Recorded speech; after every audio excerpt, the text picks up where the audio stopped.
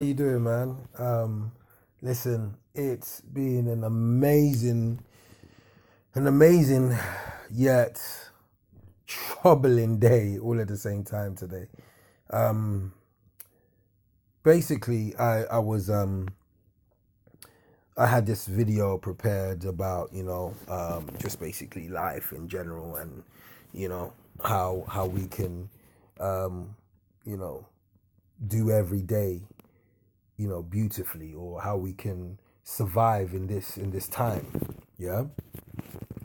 And I thought, let me go to this coffee store, sit down and chill, have have a coffee, and just do some editing. So as soon as I walked into the place anyway, I saw a gentleman there in the corner that I normally sit down, and I saw these pair of scissors and needle, thread, or whatever. And I said, "Oh yeah, what? Are you a tailor?" They said, "No, no, no, no. I'm a fashion designer. There's a difference." So I was like, "Okay, no problem. Yeah, yeah. I know a couple of people, a couple of individuals who are tailors and fashion designers. I mentioned ACF, Art Comes First. That's Shaka and Sam. How you doing, guys? And I also mentioned my boy Cabral Mercer. Now, who does denim and whatnot. Now, the thing is, there was a reason for me to talk to this gentleman, and I understood that when I basically always walk with my sixth sense, and I always think to myself, whatever happens with my day, that there is a reason that I do what I do, and there's a reason where what I mean, where I am at that particular moment. Yeah. So in a sense, I knew there was going to be like a spiritual message sent to me, in a sense, in a way, yeah, without sounding very low.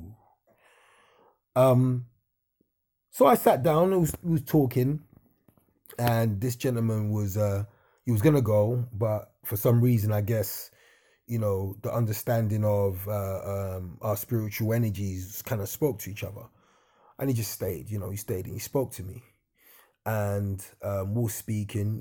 Found out he's from St. Vincent or whatnot. And he was talking about, uh, there was a woman in his life, kind of thing, the most amazing woman he's ever met in his life, and he's 56. So I was like, okay, interesting story. I love that. I love that. Tell me more. So he was telling me about it, and I referenced his relationship to be like Genghis Khan's story, where he had a wife, or a girl that he wanted to marry for a long time ago, who, I can't remember if he married her, and then she was kidnapped or whatnot by different tribes, because when they were fighting wars, this is exactly what they did. Kidnap all the women of that tribe, and impregnated them and made them theirs. So regardless of what Genghis Khan did, or wherever he went, he always vowed and promised to look for this particular woman. Yeah. So it's kind of similar to the story that this gentleman was telling me. So anyway, we're there chilling, talking about this, talking about life, and talking about the importance of people talking, the humanistic ways of the world that we seem to forget. And probably about an hour into the conversation, because it was proper deep, we heard like a big old crash, smash, bash at the end of this coffee store.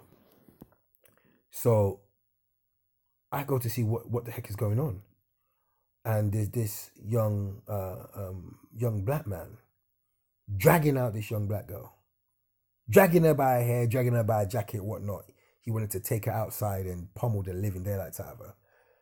And what I saw after nearly broke my heart, because what I saw after was a little baby in a pram that belonged to, I guess, that young man and that young lady. Yeah.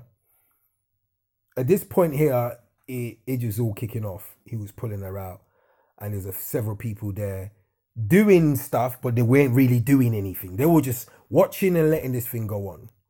So me, with my far self, had to get the guy off. Yeah. Hold on. I'll call you back. My quick brother. Okay.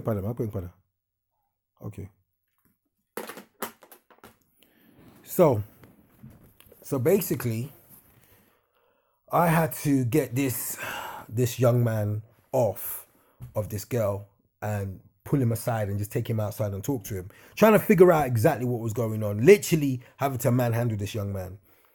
So by the end of this whole exchange, I found out that, you know, he was 20 years old. He was 20 years old, and he was basically hurt that this young lady had been seeing someone else, yeah, while her baby was in the place. Yeah. So she'd literally been having sex with this with other people, apparently, yeah, while this baby was in the same room, the same place, yeah. It hurt me because I was just like, you know what is actually going on? What is going on with the world? Because children were having children. The emotional understanding was way out the window. Yeah. So it just hurt me, man. It really just did badly hurt me, because what I was seeing was a 20-year-old man and a 19-year-old girl. Yeah, 19-year-old lady. Yeah. With a child there. And it made me understand, or it made me try to understand, why this young man was the way he is. And I had to put it down to one thing: the lack of an emotional presence, the lack of an emotional male, so that this young man was able to express his emotional feelings or whatever, channel his emotional feelings in the right way, instead of getting angry and dragging out his you know, the mother of his child. Yeah. It was horrible to see. Yeah. And this is what's happening to us every single day. That these things are happening and we're not able to stop people. We're not able to you know, intervene and say to these people, listen, what's going on? Sort out your ish somewhere else. But it's hard. This is the only forum that they have. Because if passerbys or Samaritans don't stop these kind of issues or these kind of things going on, we'll be there forever. I'm not saying that I can stop, you know, 1,000 young men and young women who are dragging their souls through dirt, through emotional shame, emotional whatever it is. I'm not saying I could do that. But I would just like each and every one of us to intervene as well as we can. Yeah. As a community, try to intervene. And I don't just mean like, you know, black, white, blah. I mean every single person. Yeah. We are all human beings out here and we need to help each other. Because I think if we don't help each other, we will literally just destroy each other. There's nothing wrong with you intervening and helping someone who is in need. When you see a young man pummeling the living daylights out of a young girl, there's no problem for you to hold back the gentleman. Obviously, he's not a gentleman if he's doing that. Yeah? But I spoke to this young man and I realized his father wasn't there. I realized he wasn't able to channel his emotional intelligence. Emotional intelligence he didn't have. I spoke to this young lady as well. Tears in her eyes. She was hurting. He was hurting. They were both hurting. There were children unable to express themselves to the best of their, you know what I mean, to the best way they could. They were unable to express themselves. And that hurt in the biggest way. I could see the hurt in both of their eyes and there was nothing I could do, because most of this emotional pain, emotional shame had happened way before, when they were probably toddlers.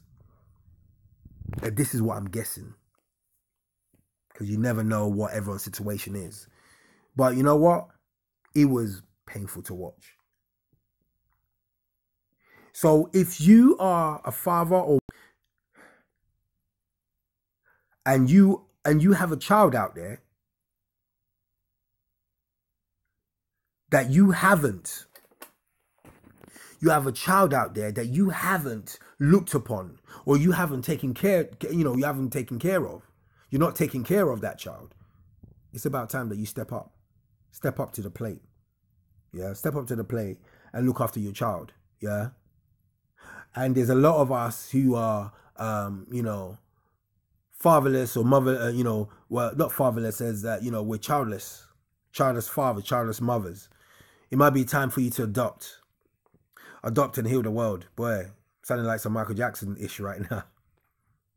But honestly, today was a day that I was like, wow, this world is in trouble. Yeah. So what I'm trying to drag out of all of these things is, one, first of all, there's a reason for everything. If something happens in your day that you do not understand, yeah, literally wait. Wait for the universe, wait for God, you wait for the universe and God to show you what you're meant to do, to show you your path for that particular day. Yeah, it's my day off today. I took my day off for my birthday. Yeah, for what I do with my regular work. Yeah, so you've got to understand that we are an instrument for the world. We're an instrument, each and every one of us. I'm an Aquarian, and I thoroughly believe in that. Yeah, we're here to heal the world somehow or the other. We're here to make the human experience a little bit better. I feel like I'm a star beam from a different dimension. I know that sounds crazy. Yeah, but I believe I'm here to experience the human experience in the best way possible. Yeah, and to do the best I can as a human being right now. So people, whatever you do today, tonight, have a wonderful day. It's my birthday today, yeah? And all I'm going to do at 7:15 is do some editing, what I love. I've got a music video coming out on the 14th of February from an artist that I manage, and a video that I directed, Gabriella Walker. Worth the Wait, that's the name of the track. So look out for that. And listen, have a wonderful day, whatever you do. Blessings, and I love every single one of you. As cheesy as that sounds, I love every single one of you.